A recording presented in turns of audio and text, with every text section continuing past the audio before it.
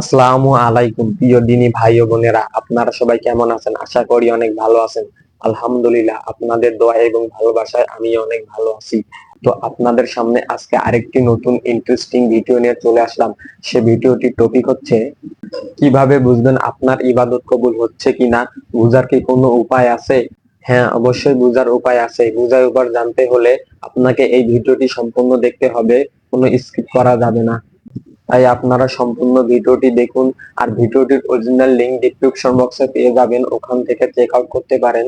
আর ভিডিওটি শুরু করার আগে যারা আমাদের চ্যানেলটি এখন সাবস্ক্রাইব করেননি তারা আমাদের চ্যানেলটি সাবস্ক্রাইব করে পাশে থাকা বেল বাটনটি অল করে দিন। তো ভিউয়ার্স, আর কথা না বাড়িয়ে এবার ভিডিওটি শুরু করা যাক। কিভাবে বুঝবেন আপনার ইবাদত কবুল হচ্ছে? ইবাদত কবুল হচ্ছে কিনা বোঝার কোনো উপায় আছে কি?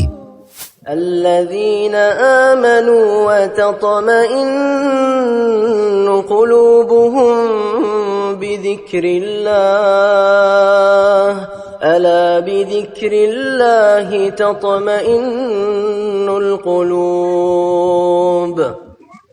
যারা ঈমান আনে এবং আল্লাহর স্মরণে যাদের চিত্ত প্রশান্ত হয়, জেনে রেখো আল্লাহর স্মরণেই চিত্ত প্রশান্ত হয়। আসসালামু আলাইকুম ওয়া রাহমাতুল্লাহ। প্রিয় দর্শক, ইসলাম অ্যান্ড লাইফের আজকের আয়োজনে আপনাদের সকলকে স্বাগত জানাচ্ছি। সুপ্রিয় দর্শক, প্রতিটি মুমিনই কম বেশি ইবাদত বন্দেগী করে, কারণ আল্লাহ তাআলা মানুষ এবং জিন জাতিকে সৃষ্টি করেছেন শুধুমাত্র তার ইবাদতের জন্য। যেমন পবিত্র কোরআনে আল্লাহ ইরশাদ করছেন, وما خلقت الجن والإنس إلا ليعبدون। আমার ইবাদত করার জন্য আমি মানব ও জিন জাতি সৃষ্টি করেছি।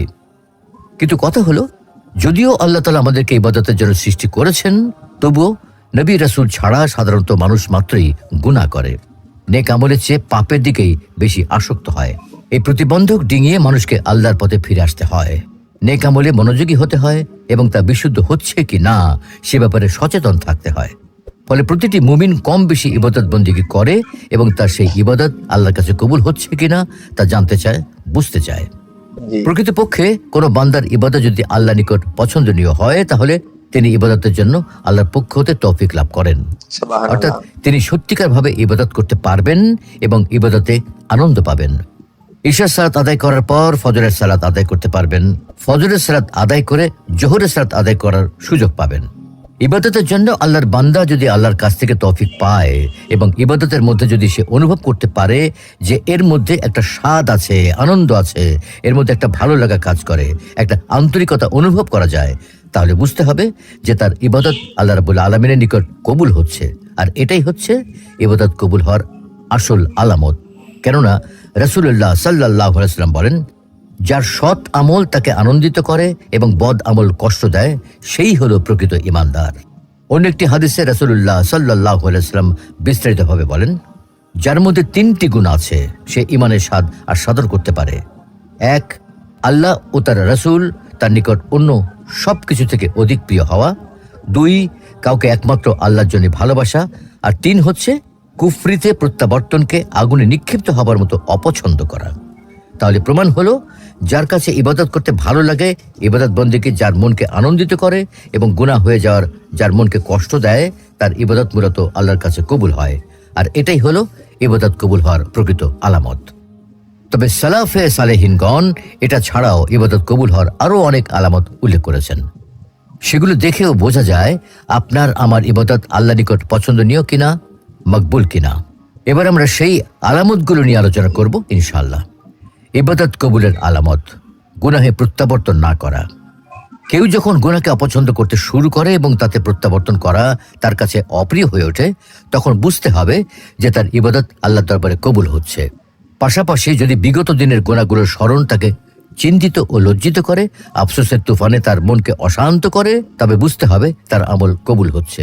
মাদারিজুস সালিকিন নামক গ্রন্থে আল্লামা ইবনুল কাইয়িম রাহমাতুল্লাহি আলাইহি বলেন, গুনাহের কল্পনা যদি কাউকে আনন্দ দেয়, সে গুনাহে লিপ্ত থাকতে পছন্দ করে এবং পাশাপাশি ইবাদত করে, তবে সে 40 বছর ইবাদত করলেও তা কবুল হবে না। ইয়াহিয়া ইবনে মুআজ রাহমাতুল্লাহি আলাইহি বলেন, যার জিহ্বা ইস্তেগফার করে কিন্তু তার অন্তর গুনাহের উপর আবদ্ধ থাকে এবং তার দৃঢ় সংকল্প থাকে মাসখানেক বা কিছুদিন পর আবারও পাপের পথে ফিরে যাওয়ার, সে ফিরেও যায়, তবে তার রোজা প্রত্যাখ্যাত হয় এবং তার জন্য আমল কবুলের দরজা বন্ধ হয়ে যায়। আমল কবুল না হওয়ার ভয় করা। আল্লাহ আমাদের ইবাদতের মুখাপেক্ষী নন। বান্দা নিজের কল্যাণের জন্যই আল্লাহর ইবাদত করে, তাই দম্ভ ভরে তার ইবাদত করা মূল্যহীন, বরং তার ইবাদত করতে হবে অত্যন্ত যত্ন সহকারে, খুশখুজুর সঙ্গে। আর পরিপূর্ণ খুশখুজু আনতে হলে অবশ্যই ইবাদতটি সঠিক হচ্ছে কিনা, তা আল্লাহর কাছে কবুল হবে কিনা, এই ভয় অন্তরে থাকতে হবে। তবেই ইবাদত বিশুদ্ধ করার গুরুত্ব অন্তরে তৈরি হবে। আয়েশা রাদিয়াল্লাহু তাআলা আনহা একবার নবীজি সাল্লাল্লাহু আলাইহি ওয়াসাল্লামকে পবিত্র কোরআনের আয়াত والذين يؤتون ما آتوا وقلوبهم وجلة আর যারা নিজেদের কামাই হতে দান করে এবং তাদের অন্তর ভীত কম্পিত, এ ব্যাপারে জিজ্ঞেস করে বলেন, এরা কি তারা যারা মদ পান করে এবং চুরি করে? তখন নবীজি সাল্লাল্লাহু আলাইহি ওয়াসাল্লাম বললেন, হে সিদ্দিকের মেয়ে, না, এরা তারা নয়, বরং যারা নামাজ আদায় করে, রোজা রাখে, দান সাদাকা করে এবং মনে মনে এই ভয় পোষণ করে যে তাদের পক্ষ হতে এগুলো কবুল করা হলো কি না, এরাই কল্যাণের কাজ দ্রুত শেষ করে এবং তাতে অগ্রগামী হয়। নেক আমলের সুযোগ পাওয়া। মহান আল্লাহ যাদের প্রতি দয়া করেন তারাই বেশি বেশি নেক আমলে আত্মনিয়োগের সুযোগ পান।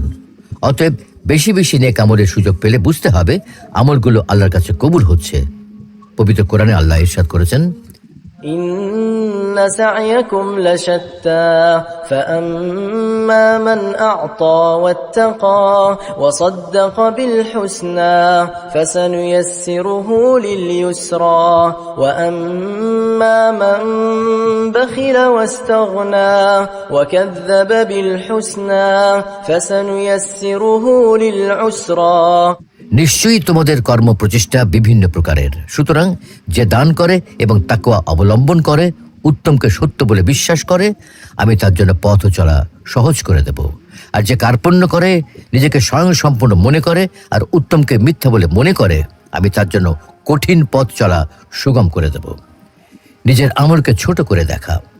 নিজের আমলকে ছোট করে দেখার অর্থ হলো নিজের আমলে নিজেই বিস্মিত না হওয়া কিংবা আমল করে তার উপর অহংকার না করা। মহান আল্লাহ শুধুমাত্র মানুষের শরীরের ভেতরেই যতগুলো নিয়ামত দিয়ে রেখেছেন, সারা জীবন আমল করেও সেগুলো যথাযথ হক আদায় করা সম্ভব নয়। তাছাড়া আমল নিয়ে অহংকার করলে আমলের সব বিনষ্ট হয়, নেক আমলে অলসতা চলে আসে। হাদিসের ভাষ্য মতে আল্লাহর অনুগ্রহ ছাড়া শুধু নিজের আমল দিয়ে নাজাত পাওয়া সম্ভব নয়। রাসূলুল্লাহ সাল্লাল্লাহু আলাইহি ওয়াসাল্লাম বলেন, কশিন কালেও তোমাদের কাউকে নিজের আমল নাজাত দেবে না। সাহাবীগণ বললেন, হে আল্লাহর রাসূল, আপনাকেও না? তিনি বলেন, আমাকেও না, তবে আল্লাহ তাআলা আমাকে রহমত দিয়ে ঢেকে রেখেছেন। তোমরা যথারীতি আমল করে নৈকট্য লাভ করো। তোমরা সকালে, বিকেলে এবং রাতের শেষ ভাগে আল্লাহর ইবাদত করো, মধ্যপন্থা অবলম্বন করো। মধ্যপন্থা আমাদের লক্ষ্যে পৌঁছাবে। ইবাদতে আত্মনিয়োগ, পছন্দনীয় হওয়া। ইবাদত কবুল হওয়ার এটাও একটি চিহ্ন। ইবাদত করতে আগ্রহী হওয়া, গুনাহ করতে অনাগ্রহ সৃষ্টি হওয়া, ইবাদতে প্রশান্তি খুঁজে পাওয়া। পবিত্র কোরআনে ইরশাদ রয়েছে, الذين آمنوا وتطمئن قلوبهم بذكر الله ألا بذكر الله تطمئن القلوب। যারা ঈমান আনে এবং আল্লাহর স্মরণে যাদের চিত্ত প্রশান্ত হয়, জেনে দেখো আল্লাহর স্মরণেই চিত্ত প্রশান্ত হয়। ইবাদত কবুলের আশা করা। আল্লাহর রহমতের আশা ছাড়া শুধু আল্লাহর ভয়ে মানুষকে সঠিক পথে পরিচালিত করতে যথেষ্ট নয়, কেননা আশা ছাড়া শুধু ভয় মানুষের হতাশা বাড়ায়, আর ভয় ছাড়া শুধু আশা মানুষকে বেপরোয়া করে তোলে। উভয়টাই মানুষের জন্য ক্ষতিকর। আর যখন আল্লাহর প্রতি ভয় ও আশার মিলন ঘটে, তখন আল্লাহর প্রতি ভয় থেকে ইবাদতে খুশু আসে, আর তার রহমতের আশায় ঈমান বৃদ্ধি পায়। আল্লাহ তাআলা জাকারিয়া আলাইহিস সালাম ও তার স্ত্রীর ব্যাপারে বলেন, إنهم كانوا يسارعون في الخيرات ويدعوننا رغبا ورهبا وكانوا لنا خاشعين। তারা সৎ কাজে প্রতিযোগিতা করত, আমাকে আশা নিয়ে ও ভীত হয়ে ডাকত, আর তারা ছিল আমার প্রতি বিনয়ী। নেককার ব্যক্তির সংস্রব পছন্দ করা। যারা নেককারদের সঙ্গে ওঠা বসা করতে পছন্দ করে আর বদকারদের থেকে দূরে থাকে, তারা আল্লাহর সুদৃষ্টির আশা করতে পারে।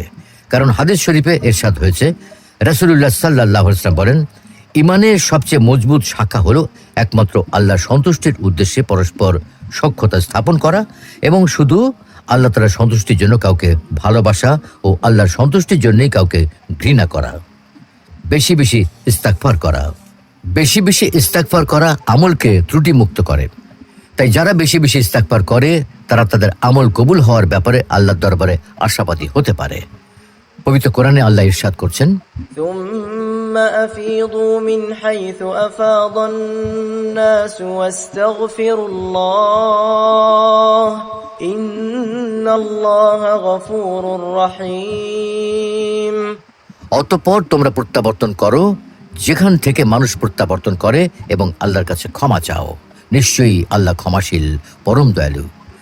আমলের ধারাবাহিকতা বজায় রাখা। রাসূল সাল্লাল্লাহু আলাইহি ওয়াসাল্লাম বলেন, তোমরা সঠিকভাবে ও মধ্যম পন্থায় আমল করতে থাকো। জেনে রেখো আমল কাউকে বেহেশতে নেবে না। আর আল্লাহর কাছে সবচেয়ে বেশি প্রিয় আমল হলো যা নিয়মিত করা হয়, যদিও তা অল্পই হোক না কেন। সুপ্রিয় দর্শক, আল্লাহ তাআলা মানুষ এবং জিন জাতিকে শুধুমাত্র তার ইবাদতের জন্য সৃষ্টি করেছেন। তাই কোরআন ও হাদিসের নির্দেশনা মেনে প্রত্যেক মুমিন নিজের দুনিয়া ও আখিরাতে সফলতার জন্য কম বেশি ইবাদত বন্দেগী করে। মুমিনের সেই ইবাদত মহান আল্লাহর কাছে কবুল হচ্ছে কি না তা বোঝা কিছুটা কঠিন। তবে সালফে সালেহীন বা পূর্ববর্তী বুজুর্গ আলেমরা কিছু মানদণ্ড ঠিক করেছেন যার মাধ্যমে বোঝা সম্ভব যে সত্যি আল্লাহ তাআলা আমাদের ইবাদত কবুল করছেন কি না। এই সকল আলামতের প্রতি লক্ষ্য রেখে আল্লাহ রাব্বুল আলামিন আমাদের সকলকে পরিপূর্ণ নিষ্ঠা ও আন্তরিকতার সাথে ইবাদত করার তৌফিক দান করুন। মধ্যপন্থা অবলম্বন করে ইবাদত করার তৌফিক দান করুন। ইবাদতের প্রতি আগ্রহ, গুনাহের প্রতি অনাগ্রহ এবং ইবাদতের প্রতি স্বাদ ও তৃপ্তি অনুভব করার মাধ্যমে ইবাদত করার তৌফিক দান করুন। আমিন। আমিন। তো ভিউয়ার্স, আমরা আপনারা এই ভিডিওটির মাঝে জানতে পারলাম কিভাবে বুঝবো ইবাদত কবুল হচ্ছে কিনা, ইবাদত কবুল হওয়ার কি কোনো উপায় আছে, তা আমরা এই ভিডিওটির মাঝে জানতে পারলাম। ভিডিওটির মাঝে অনেক সুন্দরভাবে জানতে পারলাম কিভাবে ইবাদত করলে ইবাদত কবুল হয়। আর ভিডিওটির মাঝে আরো জানতে পারলাম আল্লাহ তাআলা মানব জাতি এবং জিনকে ইবাদত করার জন্যই তৈরি করেছেন। আরো ভিডিওটির মাঝে আরো অনেক কিছুই জানতে পারলাম। তো ভিডিওটি অনেক গুরুত্বপূর্ণ। তো আমরা এই ভিডিওটির মাঝে অনেক কিছুই জানলাম। ভিডিওটি দেখে আমিও অনেক উপকৃত হলাম। তো আপনারা এই ভিডিওটি দেখে উপকৃত হলেন কি না হলেন অবশ্যই কমেন্টে জানাবেন। আর ভিডিওটি ভালো লাগলে লাইক কমেন্ট বেশি বেশি করে শেয়ার করে দেবেন। আর নেক্সট টাইম কেমন ভিডিও পেতে চান অবশ্যই কমেন্টে জানাবেন। আর নিয়মিত আরো এমন ভিডিও পেতে আপনারা অবশ্যই চ্যানেলটি সাবস্ক্রাইব করে পাশে থাকা বেল বাটনটি অল করে দিবেন। তো ভিউয়ার্স, আজকে পর্যন্ত আরেকটি নতুন ভিডিও নিয়ে দেখা হবে। ধন্যবাদ। আল্লাহ হাফেজ।